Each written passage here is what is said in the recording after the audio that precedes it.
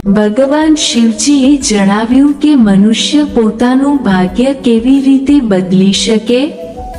હર હર મહાદેવ. મિત્રો, આજે હું તમને ભગવાન શિવજી અને ભગવાન વિષ્ણુજીની એક એવી બોધકથા સંભળાવવા જઈ રહી છું જે આપણને શીખવે છે કે મનુષ્ય પોતાનું ભાગ્ય કેવી રીતે બદલી શકે છે.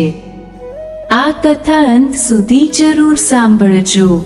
એક દિવસ વૈકુંઠમાં ભગવાન વિષ્ણુજી વિચારમાં હતા. તેમણે પૃથ્વી પર ઘણા લોકોને દુઃખી જોયા. કોઈ ગરીબીથી પરેશાન હતો, કોઈ રોગથી, તો કોઈ પોતાના નસીબને દોષ આપી રહ્યો હતો.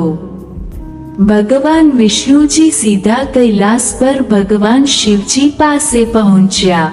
તેમણે નમન કરીને પૂછ્યું, હે મહાદેવ, ઘણા લોકો કહે છે કે ભાગ્યમાં જે લખાયું છે એ જ થાય છે. તો શું મનુષ્ય પોતાનું ભાગ્ય બદલી શકે? ભગવાન શિવજી સ્મિત કરીને બોલ્યા, હે નારાયણ, ભાગ્ય કોઈ જાદુ નથી. ભાગ્ય તો મનુષ્યના કર્મોથી લખાય છે. જે પોતાના વિચારો, કર્મો અને સ્વભાવને બદલે છે તેનું આવતીકાલ પણ બદલાઈ જાય છે.